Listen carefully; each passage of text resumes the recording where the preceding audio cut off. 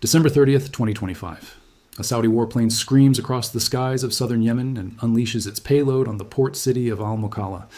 This single airstrike didn't just hit military hardware. It shattered decades of carefully constructed Gulf solidarity and exposed one of the most dramatic betrayals in modern Middle Eastern politics. What you're witnessing is the spectacular implosion of what was once the most powerful alliance in the Arab world. Two nations that stood shoulder to shoulder against Iran, that blockaded Qatar together, that intervened in Yemen as brothers in arms, are now at each other's throats. And at the center of this explosive fallout is an accusation so inflammatory it sent shockwaves across the entire region. Saudi Arabia is publicly calling the UAE Israel's Trojan horse. But here's what makes this story absolutely riveting. This isn't just another Middle Eastern spat over territory or oil.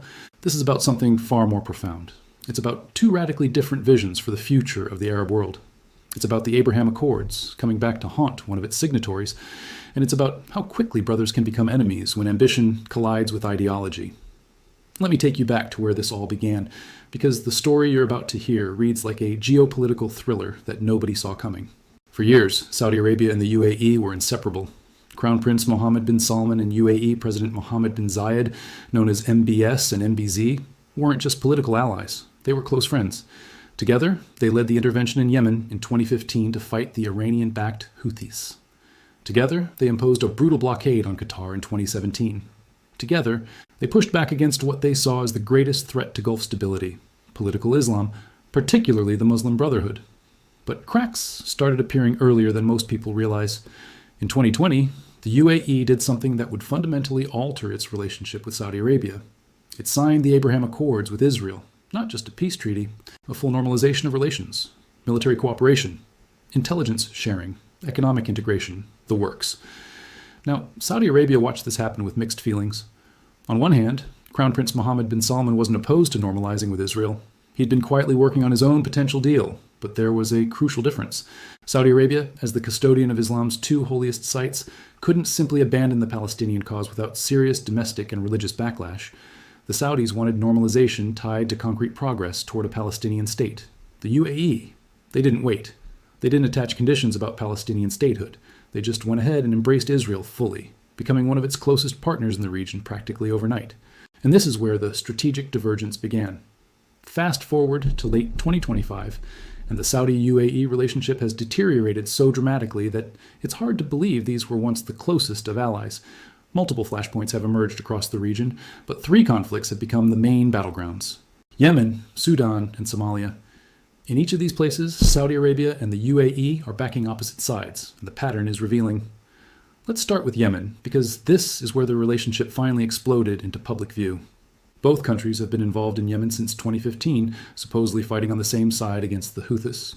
But by 2018, their strategies had completely diverged. Saudi Arabia focused on combating the Houthis while trying to preserve Yemen's territorial integrity. The UAE, however, had different plans. They backed the Southern Transitional Council, a separatist movement that wants to split Yemen in two and create an independent southern state. For years, this tension simmered beneath the surface. But in early December 2025, everything came to a head. The UAE-backed Southern Transitional Council launched a massive offensive, sweeping through Yemen's Hadramaut and Al-Mahra provinces. These aren't just any provinces. Hadramaut is resource-rich and strategically vital. The STC forces didn't just capture territory. They expelled Saudi-backed Yemeni government forces, the very forces that Riyadh had been supporting. Saudi Arabia was blindsided. According to sources, Riyadh believed the UAE had mobilized these separatist forces after being falsely informed that Crown Prince Mohammed bin Salman had lobbied President Trump against them. Whether this was true or not, the Saudis saw it as an aggressive, unilateral move that threatened their security. Yemen shares an 800-mile border with Saudi Arabia. The idea of a fragmented Yemen with multiple competing power centers, some aligned with the UAE and potentially Israel, was Riyadh's nightmare scenario. So Saudi Arabia responded with overwhelming force. On December 30th, they bombed that weapons shipment in Al-Mukalla. But they didn't stop there.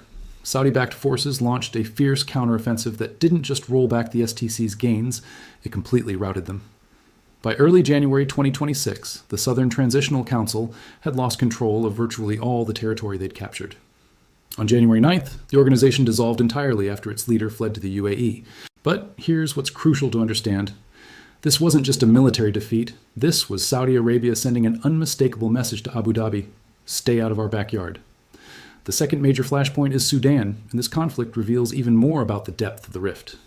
Sudan has been engulfed in a brutal civil war since April 2023, pitting the Sudanese armed forces against a paramilitary group called the Rapid Support Forces. It's been catastrophic. An estimated 40,000 people killed, more than 21 million people facing acute food shortages, reports of mass atrocities, including gang rapes and ethnic cleansing. In this horrific conflict, Saudi Arabia backs the Sudanese armed forces, the government's military. The UAE, multiple sources, including UN investigators and human rights organizations, say they're arming and funding the Rapid Support Forces, the paramilitary group accused of the worst atrocities. Abu Dhabi consistently denies these allegations, but the evidence keeps mounting. Leaked documents, flight records showing cargo planes from the UAE to RSF-held areas, weapons caches with Emirati origins.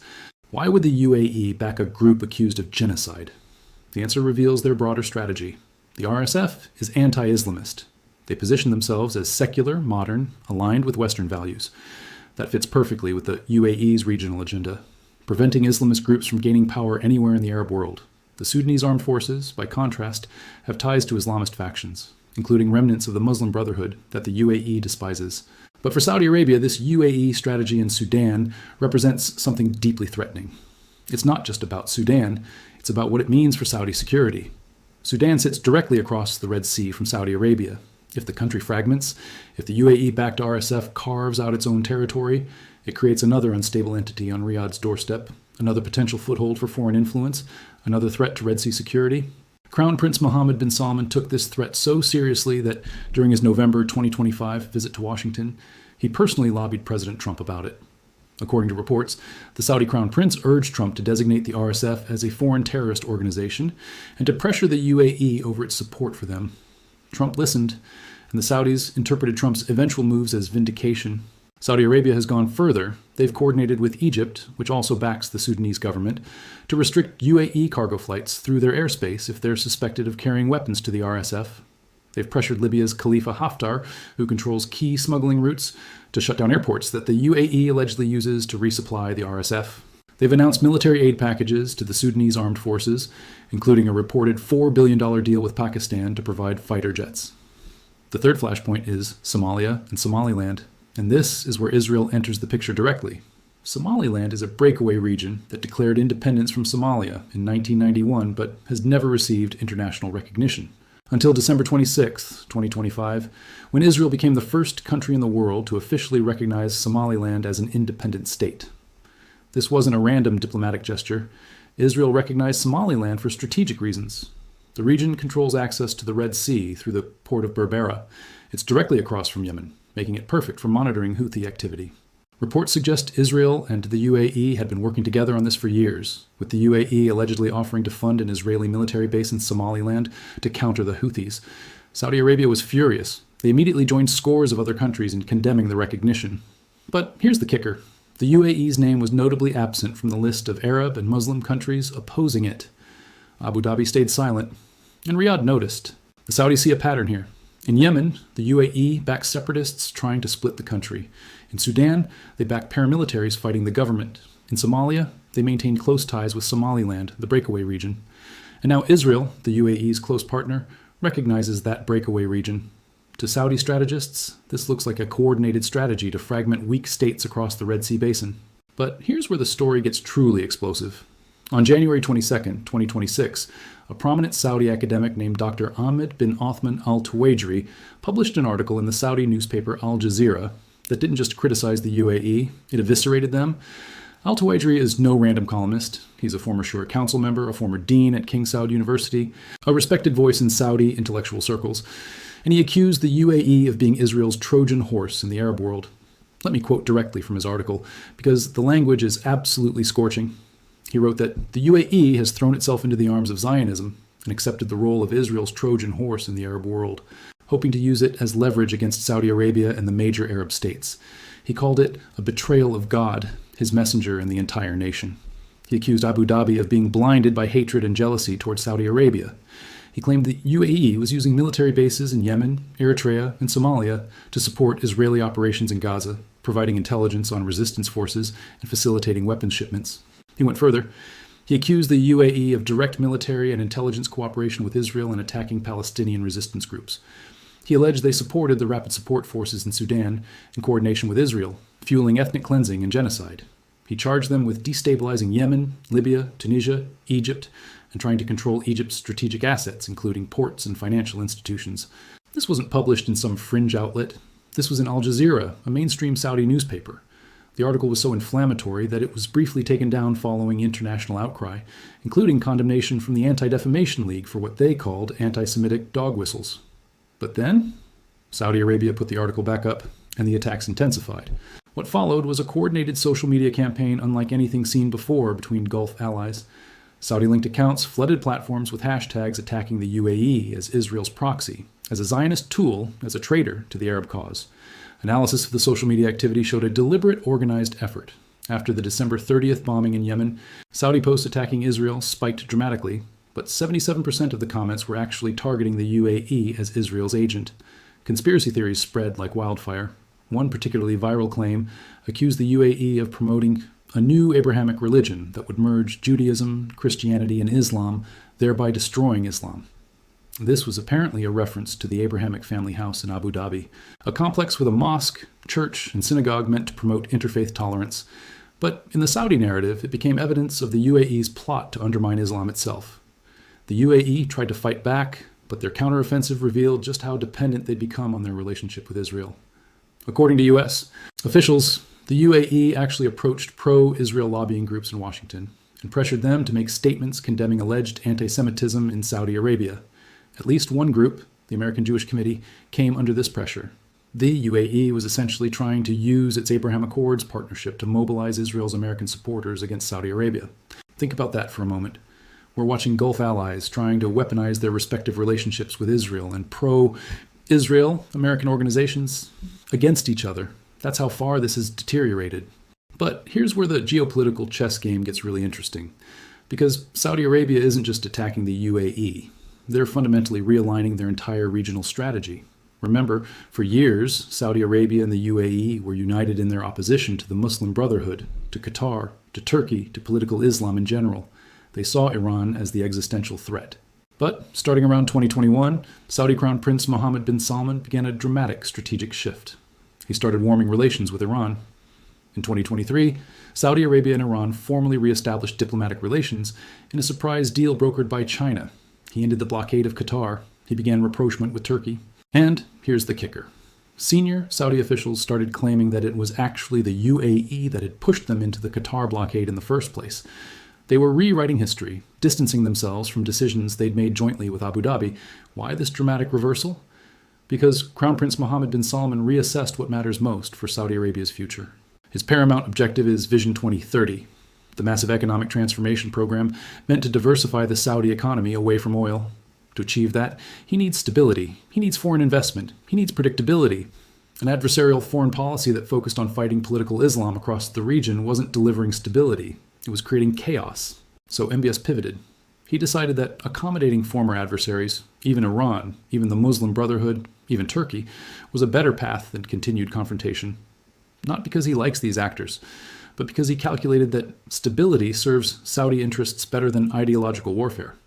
But here's the problem. The UAE didn't get that memo. Or more precisely, they didn't care. Abu Dhabi remains committed to its aggressive regional strategy. They still see political Islam as an existential threat. They're still willing to back separatists, paramilitaries, and non-state actors to prevent Islamists from gaining ground. They're still pursuing an expansionist strategy in the Red Sea and Horn of Africa. And increasingly, they're doing it in partnership with Israel. Not just symbolic partnership, real military, intelligence, and strategic cooperation. Which, from Saudi Arabia's perspective, makes the UAE a threat rather than an ally. This brings us to the heart of the Trojan horse accusation. Saudi strategists increasingly believe that the UAE's partnership with Israel isn't just about the Abraham Accords or regional security cooperation. They believe Abu Dhabi is serving as Israel's instrument to encircle and weaken Saudi Arabia. That by backing fragmentation in Yemen, Sudan, and Somalia, the UAE is helping Israel establish a network of influence around Saudi territory. That the goal is to contain Riyadh, limit its options, and ensure that the UAE, not Saudi Arabia, emerges as the dominant regional power. Is this true? Is the UAE really coordinating with Israel to weaken Saudi Arabia? The truth is probably more complex. The UAE has its own interests and its own regional agenda. Their support for separatists and paramilitaries predates the Abraham Accords. Their rivalry with Saudi Arabia over regional influence has been building for years. They're not simply taking orders from Jerusalem. But perception matters in geopolitics, and Saudi Arabia perceives a pattern. When Israel recognizes Somaliland and the UAE stays silent while Saudi Arabia condemns it, that sends a message. When leaked documents show UAE bases allegedly being prepared to support Israeli operations, that feeds the narrative. When the UAE cultivates closer ties with Israel while simultaneously backing forces that threaten Saudi security interests, Riyadh draws conclusions. And those conclusions are reshaping the entire Middle East.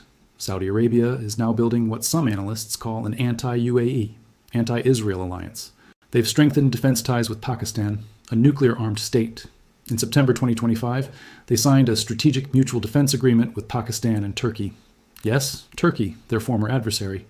There's even talk of this becoming a Muslim NATO with advanced discussions about expanding membership. They've coordinated closely with Egypt on both Yemen and Sudan, presenting a united front against UAE activities in both countries.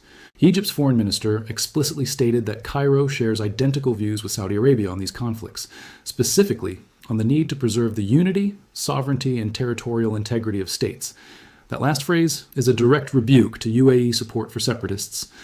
Saudi Arabia has also secured a reported $4 billion defense deal with Pakistan to provide fighter jets to Sudan's military.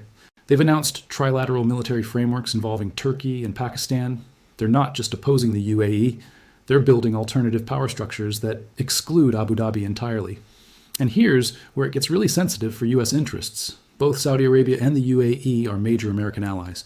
They're among the world's largest oil exporters. They control access to critical maritime choke points, the Strait of Hormuz and Bab al-Mandeb.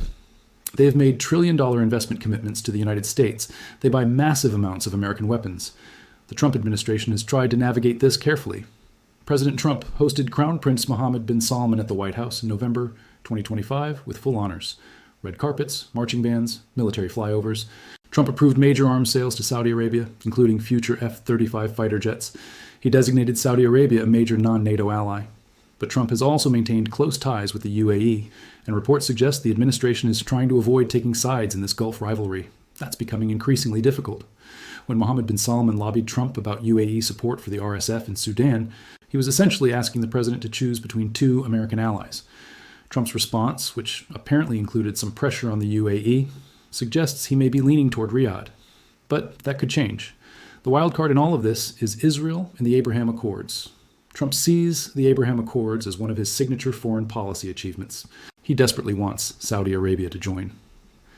During MBS's November visit, Trump pushed hard for Saudi normalization with Israel. According to reports, the meeting got tense. The Crown Prince pushed back, citing overwhelming anti-Israel sentiment in Saudi Arabia following the Gaza war. He insisted any deal would require an irreversible, credible, time-bound path to Palestinian statehood. Netanyahu has rejected that outright.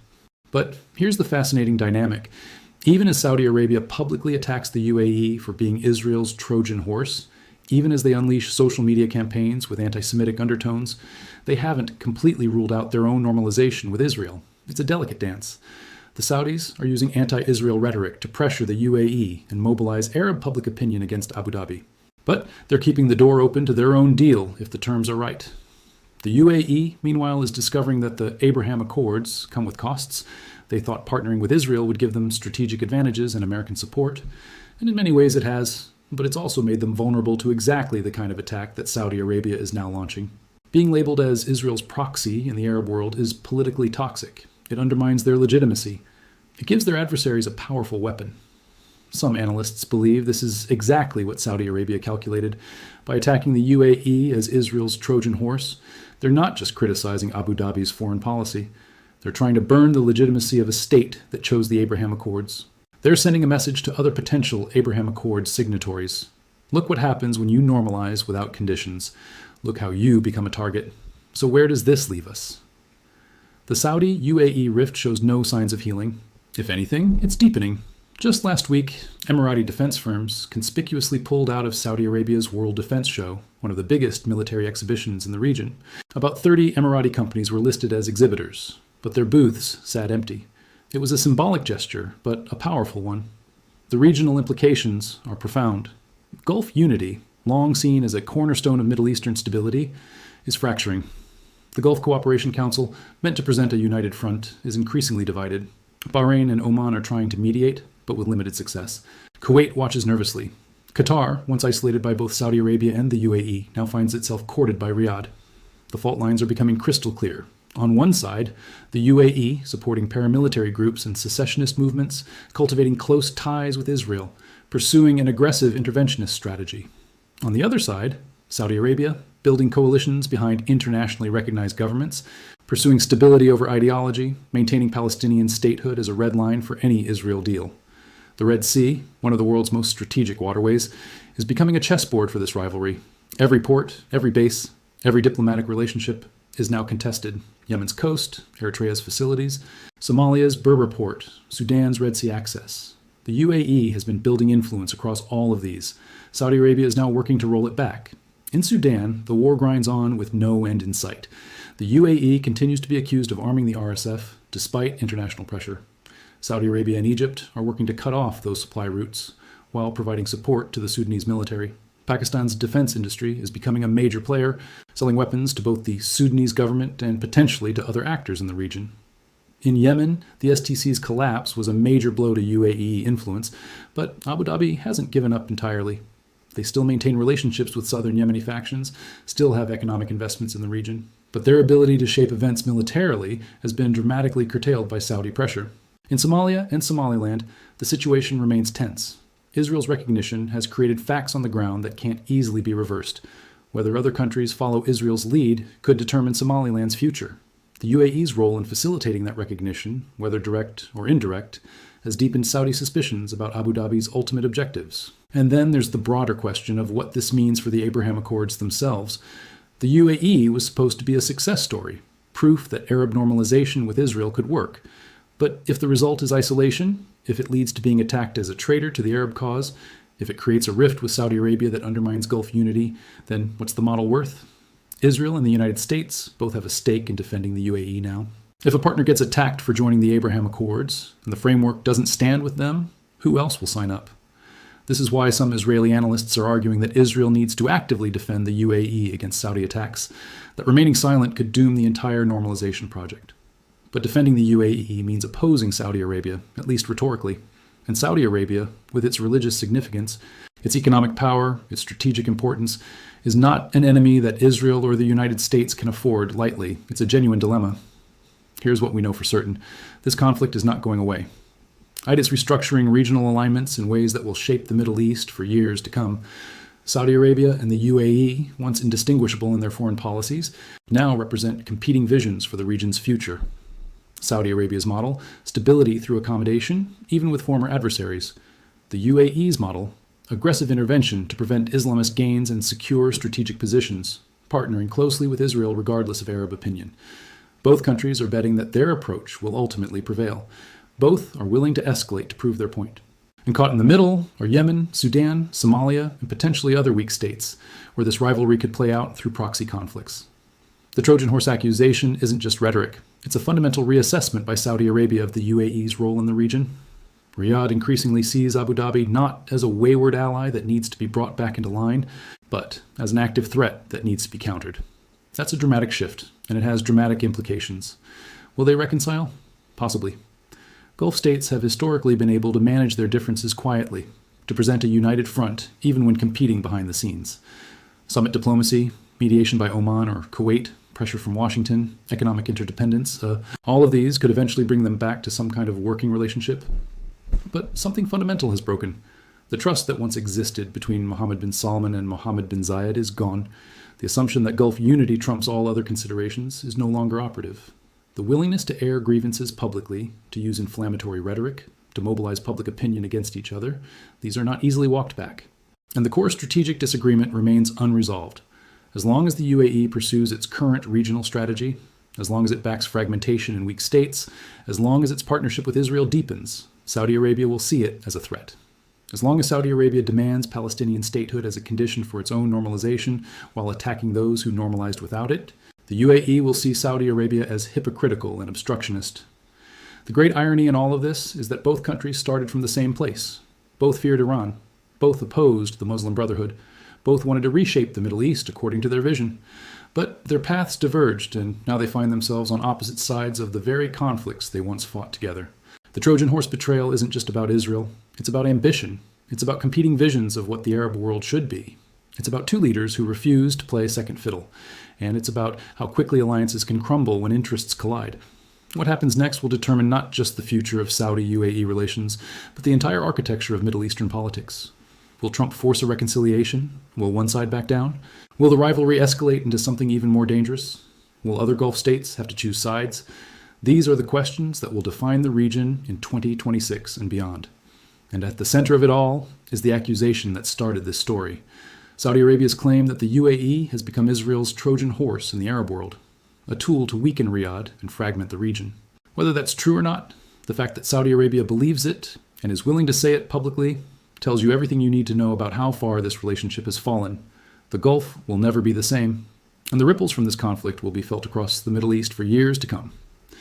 But there's another dimension to this conflict that's absolutely critical: economics. Saudi Arabia's Vision 2030 and the UAE's established position as the region's financial hub have put them in direct competition. Both want to be the AI leader. Both want the same foreign investments. Both are courting the same tech companies. The UAE has a head start with decades of diversification, global connections, and established infrastructure. Saudi Arabia is playing catch-up, and Crown Prince Mohammed bin Salman knows that if the UAE continues to dominate economically, his entire modernization project is at risk. This economic rivalry makes the political conflict much harder to resolve. When Trump approved F-35 sales to Saudi Arabia, it wasn't just military hardware. It was about putting Riyadh on equal footing with Abu Dhabi, which had gotten F-35s through the Abraham Accords. The UAE's normalization with Israel gave them access to Israeli technology and business networks, a competitive advantage Saudi Arabia doesn't have without normalizing themselves. The human cost of this rivalry is staggering. In Sudan, 40,000 are dead and 21 million face starvation, while the UAE and Saudi Arabia back opposite sides. In Yemen, 350,000 have died since 2015, with the Saudi-UAE conflict making peace impossible. In Somalia, people watch as their territorial integrity becomes a bargaining chip. Weak states become arenas where great powers fight through proxies, and ordinary people pay the price. Is there a way out? 3 scenarios are possible. First, reconciliation driven by economic interdependence, international pressure, and regional mediation. Both countries have strong incentives to avoid a complete break. Second, continued deterioration as structural conflicts deepen and both leaders refuse to back down. Third, and most likely, a tense managed rivalry with periods of escalation and tactical de-escalation. Neither full reconciliation nor complete break, but sustained competition with guardrails to prevent total catastrophe. For the United States, this creates genuine dilemmas. How do you maintain relationships with both when they're increasingly at odds? Trump's transactional approach, selling weapons to both and trying to keep both in the anti-Iran coalition, may not be sustainable. At some point, Washington might have to choose sides, with profound consequences. If they lean toward Saudi Arabia, the UAE has options with France, India, even Russia, and China. If they favor the UAE, Saudi Arabia will accelerate its hedging strategy with China, Russia, and Iran. For Israel, this creates both opportunity and threat. The UAE partnership provides unprecedented access, but if it prevents Saudi normalization, that's a strategic loss. Israel would prefer both, but may have to choose. The broader lesson is about how quickly regional orders can shift. 5 years ago, the Saudi-UAE alliance seemed unshakable. Today, they're calling each other traitors. If this alliance can fracture, what else can? The Middle East is entering unprecedented strategic uncertainty. The old order based on American dominance and Gulf unity is breaking down. What replaces it will be determined largely by whether these two powers can coexist or descend into sustained confrontation. The accusation that the UAE has become Israel's Trojan horse won't disappear. It's too useful for Saudi Arabia, mobilizing Arab opinion and putting Abu Dhabi on the defensive. For the UAE, being labeled a Zionist tool undermines their legitimacy across the Arab world. How they handle this challenge will define their foreign policy for years. The UAE thought normalizing with Israel would bring benefits without major costs. They were wrong. Now they must choose. Double down on the Israeli partnership, despite the political costs. Try to distance themselves to reduce criticism, or attempt both. Each option has serious drawbacks. What we're witnessing is a fundamental restructuring of Middle Eastern geopolitics. The Abraham Accords were supposed to create a new order based on shared interests with Israel. Instead, they've split 2 of the most important Arab states. The UAE embraced normalization. Saudi Arabia held back. That choice has had profound consequences that will shape the region for decades. This is a story about betrayal and ambition, about how regional orders collapse, about choices and their consequences, about how decisions in Riyadh and Abu Dhabi will shape the future of hundreds of millions across the Middle East and Africa. As 2026 unfolds, new flashpoints will emerge, new proxies activated, new alliances tested. The only certainty is uncertainty. And in that space between war and peace, between alliance and rivalry, the future of the Middle East will be written, one explosive chapter at a time.